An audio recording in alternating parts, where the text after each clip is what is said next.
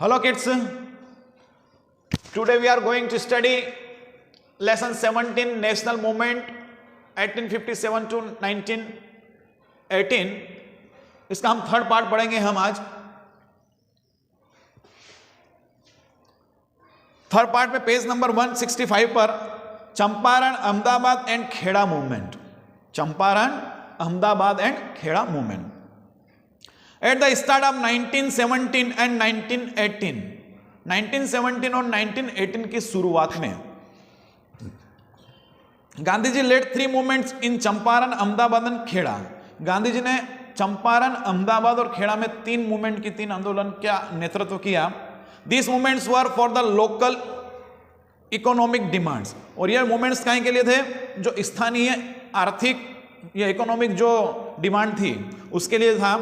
In the beginning of 19th century, the white rulers made a pact with the peasants, which made it mandatory for the peasants to cultivate indigo plantation on 1/3 of their land.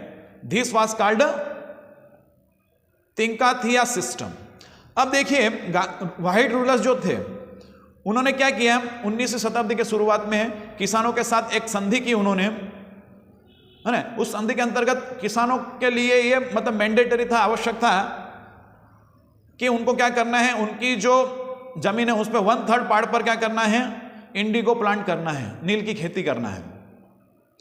उसको हम क्या कहते हैं, Tinkathia system बोलते हैं। कौन सा system बोलते हैं? Tinkathia system. The British oppress the indigo planters in Champaran. British अंग्रेजों ने क्या किया, चंपारण में जो इंडिगो प्लांटर्स थे जो नील की खेती कर रहे थे उनका दमन किया उन्होंने। In 1917, Gandhi ji went to Champaran to relieve the peasants of his oppression. और 1917 में गांधी जी चंपारण गए, काहे के लिए? उन पीजेंट्स को उससे मुक्ति देने के लिए, दिलाने के लिए। पीजेंट को किससे मुक्ति दिलाने के लिए? जो अंग्रेजों जो नील की खेती करने के लिए जो दबाव डाल रहे थे उसके लिए, उससे मुक्ति दिलाने के लिए। He was ordered to leave Champaran but defied the British orders. वहां पर जब वो गए गांधी जी तो अंग्रेजों ने उनको चंपारण छोड़ने का कहा, लेकिन गांधी जी ने उनकी बात नहीं मानी। He forced the government to inquire into the injustice committed against the indigo planters and to put an end this oppression. Gandhi ji ने इस बात का इंक्वायरी करने के लिए अंग्रेजों को बोला कि जो इंडिगो प्लांटर्स जो थे उनके विरुद्ध जो इनजस्टिस हुआ, अन्याय हुआ है, ठीक है, उसके विरुद्ध कुछ मतलब कार्रवाई की जाए, उनकी इंक्वायरी की जाए और इस मामले को खत्म किया जाए। In 1918, he helped the textile workers of Ahmedabad and peasants of Kheda to get justice. और 1918 में उन्होंने क्या कि जो खेड़ा के जो कृषक जो थे और जो अहमदाबाद के जो टेक्सटाइल वर्कर्स जो थे उनको भी उनकी मतलब मदद की उन्होंने न्याय के लिए। The textile workers were demanding a rise in their wages. जो टेक्सटाइल वर्कर जो वो चाहते थे कि उनकी तनख्वाह बढ़े, उनकी जो मेहनताना बढ़े। And the peasants of Kheda due to crop failure were against the collection of revenue. और खेड़ा के जो कृषक थे उनकी जो फसल में नुकसान हुआ था, फसलें फेल हो गई थी, है ना, इसलिए वो चाहते थे कि उनको रेवेन्यू कलेक्शन जो है उसमें उनको मुक्ति मिले या उसमें कुछ रियायत मिले।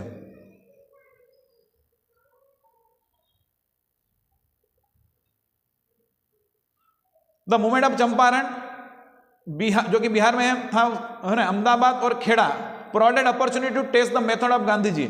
और जो मूवमेंट थे जिसमें गांधी जी ने कार्य किया इन मूवमेंट्स के लिए, है ना, तो ये गांधी जी मतलब एक टेस्ट था भाई गांधी जी के लिए।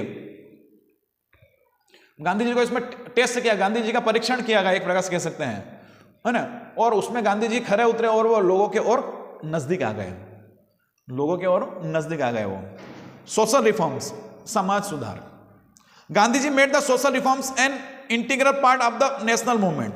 गांधी जी ने सोशल रिफॉर्म्स को नेशनल मूवमेंट को का एक अभिन्न अंग बना दिया।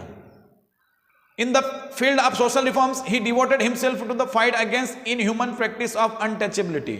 और यहां पर उन्होंने अनटचेबिलिटी, छुआछूत के विरुद्ध भी कार्य किया। उन्होंने उनको छुआछूत के विरुद्ध थे वो, जो उस समय बहुत प्रचलित, आज भी प्रचलित है इंडिया में छुआछूत की जो भावना है।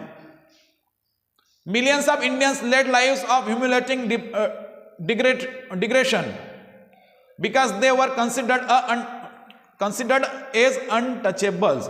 आज भी या उस समय मतलब millions of Indians led lives of humility. उस समय लोगों को मतलब कि अपमान सहना पड़ा क्योंकि उनको अनटचेबल माना जाता था, मतलब उनको ऐसा मतलब भाई इनको नहीं छूना चाहिए।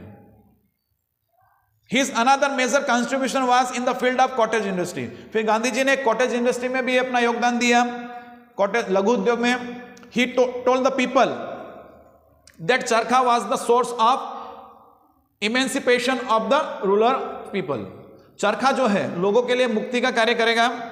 चरखा became an important symbol of this emphasis on village industries which generated employment। और चरखा से लोगों क्या हुआ, एम्प्लॉयमेंट मिला, रोजगार मिला। He devoted his life for the unity of Hindu Muslim. Gandhi ji ने अपना जीवन हिंदू मुस्लिम एकता के लिए भी समर्पित कर दिया। He considered communalism as anti national and inhuman. उनका यह मानना था कि कम्युनलिज्म है, संप्रदाय है ना, सांप्रदायिकता जो है वो क्या है, एक तो एंटी नेशनल है, राष्ट्र के विरुद्ध में है, और इनह्यूमन है, अमानवीय है। He made efforts to attain freedom following the path of truth and non-violence। और स्वतंत्रता प्राप्ति के लिए उन्होंने सत्य के राह पर चले और अहिंसा का उन्होंने सहारा लिया। उनका यह मानना था कि हिंसा से हम कोई चीज की प्राप्ति नहीं कर सकते हैं, स्वतंत्रता प्राप्ति नहीं कर सकते, उनका ऐसा मानना था। तो वो सत्य और अहिंसा के पथ पर चले Mahatma Gandhi. Home rule movement. Mrs Annie Besant came to India in 1893। Annie Besant जो है, मिसेस एनी बिसेंट 1893 में इंडिया आई and became the leader of the theosophical society. और थियोसॉफिकल सोसाइटी की क्या बन गई, वो सदस्य बन गई। Tilak who return from his exile in Burma in 1914 joined the Congress. Tilak जो कि 1914 में बर्मा से, जहां पर उनको निर्वासित किया गया था, वहां से वह आए और कांग्रेस ज्वाइन की उन्होंने। In the month of April in 1916, Bal Gangadhar Tilak and in September Annie Besant founded Indian Home Rule। अब देखिए 1916 में, अप्रैल 1916 में बाल गंगाधर तिलक ने और सितंबर में एनी बेसेंट ने होम रूल आंदोलन की स्थापना की। और दोनों का जो था, both aimed at achieving the self governance for Indians. और दोनों का लक्ष्य एक ही था कि इंडियंस को सेल्फ गवर्नेंस मिले, उनकी स्वयं की सरकार मिले, इस प्रकार से कह सकता हूं। Speaking on the significance of this movement, Bipin Chandra Pal road. और जो मूवमेंट था, होम रूल मूवमेंट जो था, इसकी महत्व पर प्रकाश डालते हुए बिपिन चंद्र पाल ने कहा, the major achievement of the home rule movement was the making of fierce fighters for their nationalist movement. उनका यह कहना था कि होम रूल मूवमेंट जो है, इसका जो मुख्य जो उपलब्धि है वो है कि जो नेशनल मूवमेंट है उसके लिए क्या तैयार करना, मेकिंग अप फियर्स फाइटर्स, मतलब उस मूवमेंट में ऐसे लड़ाकू, मतलब लड़ाकू से कहना जो संघर्ष कर सके, ऐसे वो नेतृत्व क्या कह सकते हैं हम, ऐसे फाइटर्स या ऐसे लड़ाकू पैदा हुए हैं उस होम रूल मूवमेंट से। The different members of the society were, और सोसाइटी के जो अलग अलग मेंबर्स हैं वो थे पंडित मोतीलाल नेहरू, चित्तरंजन दास, तेज बहादुर सप्रू, रामास्वामी अय्यर। ऑपरेशन उत्पीड़न। Tilak and Besant both popularise the home rule movement. Tilak और एनी बेसेंट दोनों ने होम रूल मूवमेंट को पॉपुलराइज किया। Their oratory skills influence the masses and restless British government followed oppressive measures to curb the influence of the two leaders. अब देखिए, जो Annie Besant और तिलक जो दो थे, वो बहुत ही उनकी जो कुशल वक्ता जो थे, वो उसके कारण क्या हुआ कि जो उसका प्रभाव किस पर पड़ा, देश की जनता पर पड़ा, लोगों पर पड़ा। और गवर्नमेंट क्या कर रही थी, इस प्रकार इन दोनों लीडर्स का जो प्रभाव था उसको रोकने के वो प्रयास कर रही थी। The British oppress the nationalist with an iron hand. इस प्रकार से आपका लेसन संपूर्ण होता है। बहुत बहुत धन्यवाद।